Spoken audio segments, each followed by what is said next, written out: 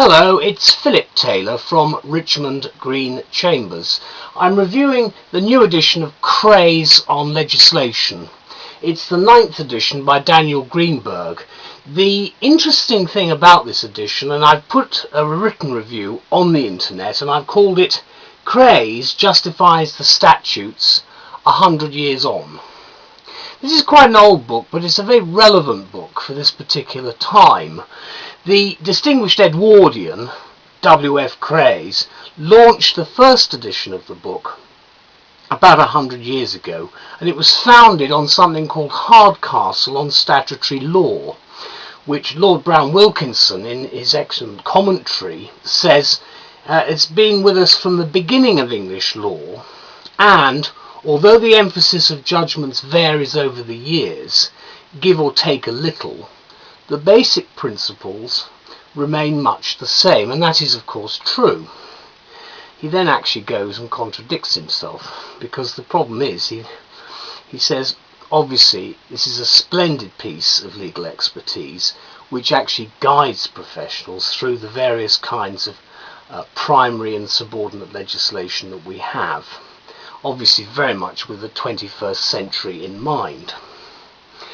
This is one of the reasons why it made Lord Brown Wilkinson recant fairly swiftly, because obviously the problem we have is the making and constructing of legislation has fundamentally altered in about the last 30 years, and so therefore the new edition of Craies sets us on the best path, in my view, for the future.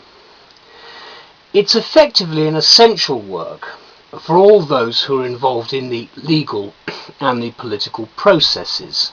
I should imagine the House of Lords would be interested at the present time, because what it does is it provides a practical guide in 32 chapters split into 5 particular parts with a judgment extract which is useful.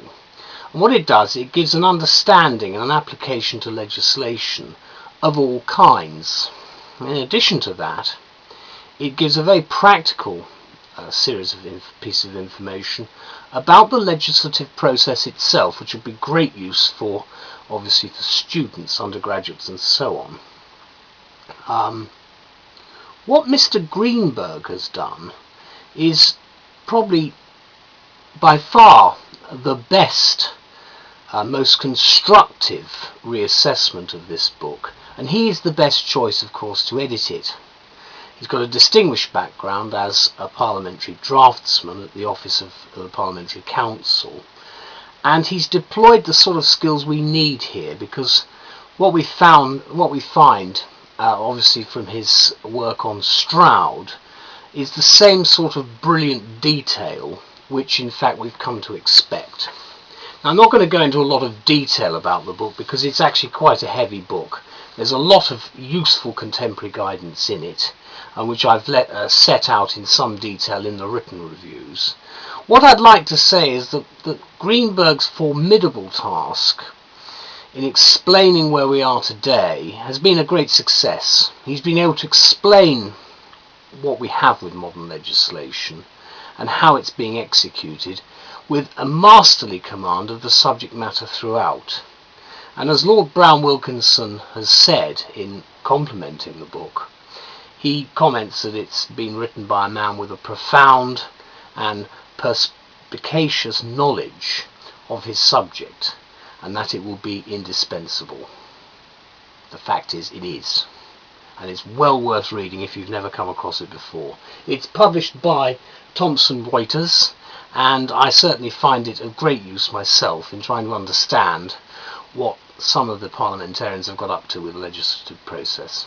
Do get it if you can. Thank you very much. Bye-bye.